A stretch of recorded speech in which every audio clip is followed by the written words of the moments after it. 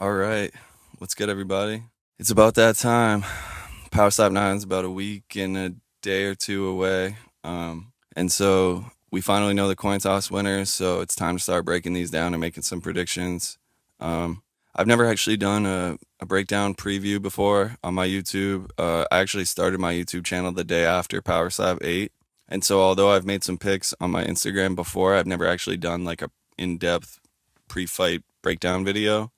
So this will be a first for me, and it'll be kind of like a guinea pig to test out like the structure and how I want to do it. So how I see it is, I'm gonna go through a little bit about both guys. We'll go through some offensive stats, some defensive stats. We'll do something called the stack up, where I kind of give the advantage to certain people in certain categories. We'll go over some scenarios of how I can see the fight playing out and who I think would win in that scenario. We'll do some keys to victory, and then ultimately I'll end up making a pick. So, but yeah, with this said, this is one of the three fights that I'm looking forward to the most. It's between the Terp and Russell, the Isaiah versus Davis, and this one. And it's tough to make a pick, but this is up there, man. This is such a good fight, such a close fight. The implications of this fight are just absolutely insane. Not only does the winner get to fight Trujillo for the belt, but they are likely going to end up headlining a numbered card, man. Trujillo's a big name, and so for the first lightweight title fight ever, I wouldn't be surprised if they end up headlining a card. And dude, it might end up being Power Slap 10. And so I think that no matter what happens, both guys are going to be stars in this division for a long time, but the winner is going to go to the moon, in my opinion. And so I think that that's going to play a factor. I mean, pressure is going to play a factor in this. Who can handle the pressure and who can handle being overseas in a different time zone with, you know, some of the richest people you'll ever lay eyes on watching you fight. So yeah, the implications are just huge. So the lightweight rankings came out after the show, and they listed obviously Trujillo at one, Josh at number two, and Dakota at three. I wasn't surprised by this because both guys have a 100% finish rate, and so it really came down to the defense. Dakota was knocked down twice, and although he was able to successfully recover both times, Josh has never been remotely phased by a slap. Um, so yeah, I wasn't surprised that they gave him the number two ranking. It's probably the right call. I think that you could have put Dakota at two, but again, it really doesn't matter. This fight is so close, and the winner is going to become number two anyway, so it really doesn't matter. So to start, Dakota won the coin toss, so he's going to be slapping first, man, and that's a big deal. That is a big deal, dude. I don't see it ending in one, but there is compounding interest in fights, man. That means that Josh's first slap, he's going to have to give after taking a hammer from Dakota. And so that really does matter, man. It really does matter. I actually had somebody reach out to me on Instagram and ask who I have in this fight before the coin toss came out. And I said that I'm not going to make a pick until the coin toss comes out. So let's go over some offensive stats. So two fights each, four total fights amongst the two of them. Um, Zero offensive fouls. Okay, zero. They're both finishers. They're both clean fighters, which is amazing. They've both thrown four slaps. Josh has four knockdowns and Dakota has three. Dude, just think about that for a second. Josh is knocking people down at a 100% clip. That's fucking insane, dude. And Dakota's knocking people down at a 75% clip. I mean, again, I can't even describe, and I don't even think people realize how good of a fight this is and how close this fight actually is, man. It's so crazy. Dude, a 100% knockdown clip and a 75% knockdown clip. I mean, I get it. It's only four total fights, but still, man, shit's absolutely ridiculous. Um, some defensive stats. So, slaps taken. Josh has taken five slaps. And in his first fight, the only reason he took two slaps is because he had a defensive foul. So he ended up getting slapped twice. And Dakota has been slapped four times. Um, Dakota has been knocked down twice, and Josh hasn't been knocked down at all. He not only has he not been knocked down at all, he's never even been remotely phased by a slap.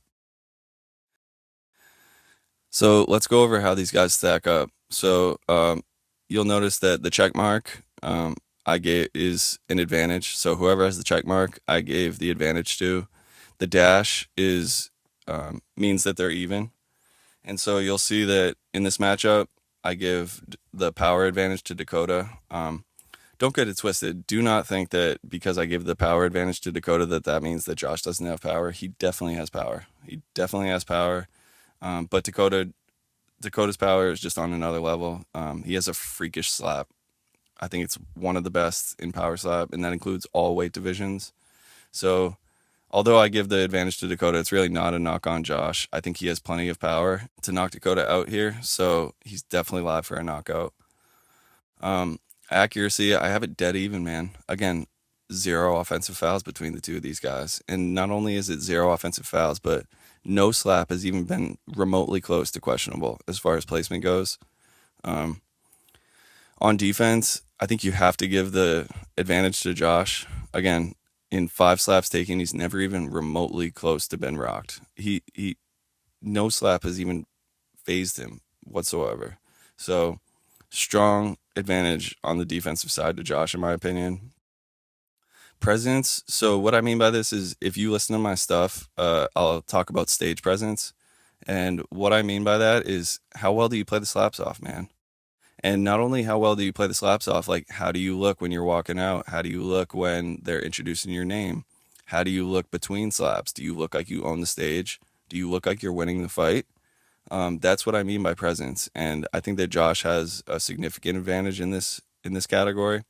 Luckily for Dakota, I don't think it's going to end up mattering in this particular fight, but if it does find a way to go to the decision, I think that Josh has a significant advantage in that category.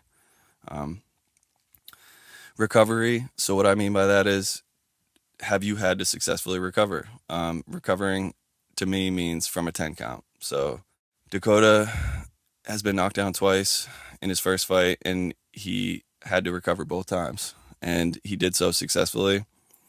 Very strong recovery skills from Dakota. He knows how to recover, and that's important, man.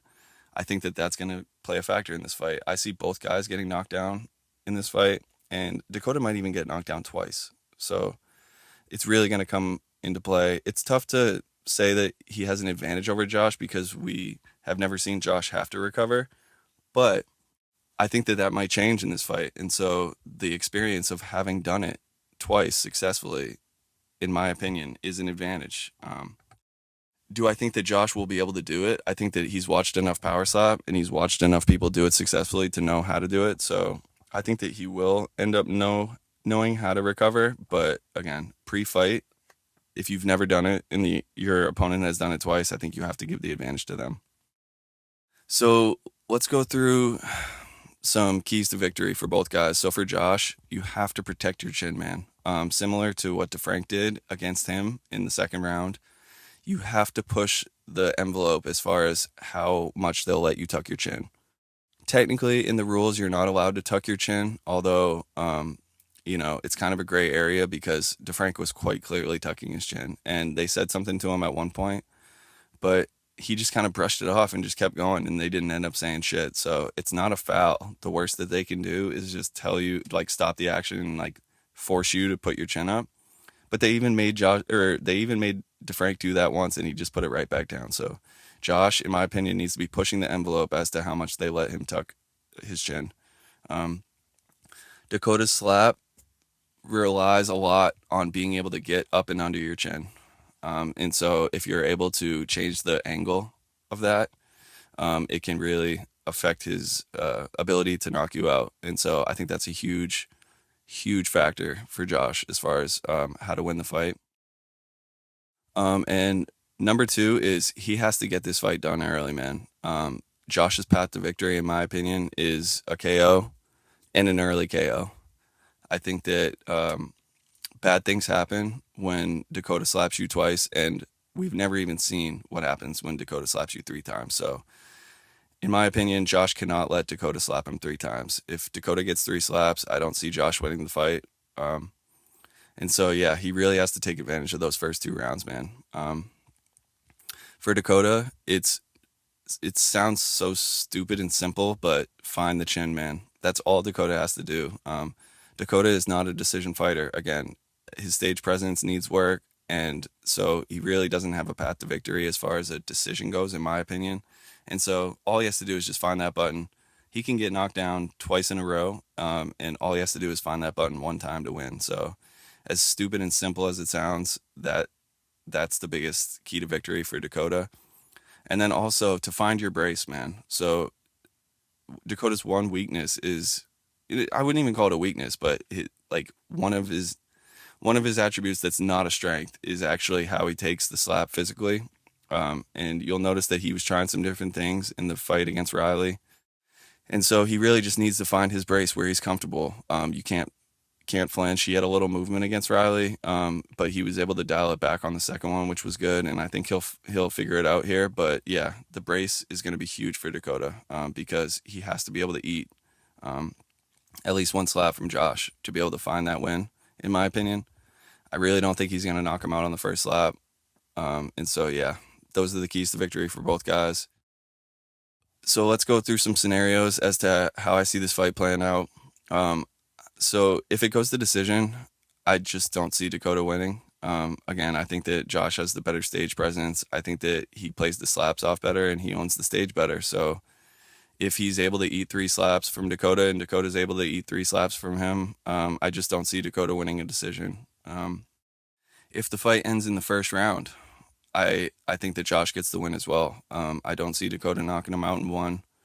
So if it ends in the first round, I think it's a KO for Josh. If it ends in the second round, I think it can be both guys, but I would lean towards Dakota. Again, Dakota is slapping first, so there's compounding interest in fights. He's going to get to wear Josh down before Josh even gets the slap. And so continuously throughout the fight, he is going to have that advantage. And so in the second round, I think both guys are live for a knockout, but I would lean towards Dakota if it ends in the second round. And then if it goes to the third round, I think it's basically a 100% chance that Dakota wins.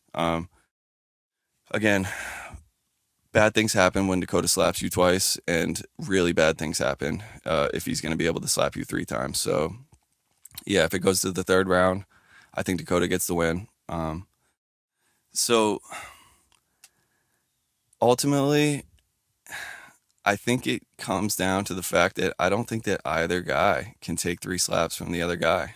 I really don't, man. And with Dakota winning the coin toss, it's gonna be tough for Josh if you can't put him out in the first or second round, man. It really is. So until someone proves me wrong, I just can't bet against Dakota. So for my official pick, I'm gonna go with Dakota. I'm gonna go third round TKO. I'm gonna go third round TKO. I think that both guys get knocked down in this fight. I think that Dakota might get knocked down twice in this fight, and I'm also gonna go out on a limb and say that the winner of this fight takes home 10K in crypto. It's hard to like. I would say that this could get fight of the night, but Paige Van Zandt is on this card, so if she even breathes right, she'll probably win the performance of the night. But yeah, this fight could not be closer, man. I would not recommend betting on this fight. I can't bet, but even if I could, I would not bet on this fight. If you are going to bet on this fight, be careful, man, because I find it hard to believe that Vegas is going to give you enough juice on either side to make this worthwhile. It is just such a pick 'em, in my opinion, that, yeah, there's really no juice. And I just don't see, I just don't see it ending well if you bet on this fight. If you are going to bet on this fight, I think that you have to bet KO on either side. And I think that they're probably going to end up making Josh a favorite in this fight. But yeah, who knows? So yeah, looking forward to this. Huge fan of both guys, man. As many breakdowns as I've done, I'm really not a fan of everybody, not even close. But I can genuinely say that I'm a fan of both guys here. So it's tough to pick against one of them, but it is what it is, man. Hope neither of them feel any type of way from this, but the people want picks. So yeah, official pick on this one. I'm going Dakota, third round TKO.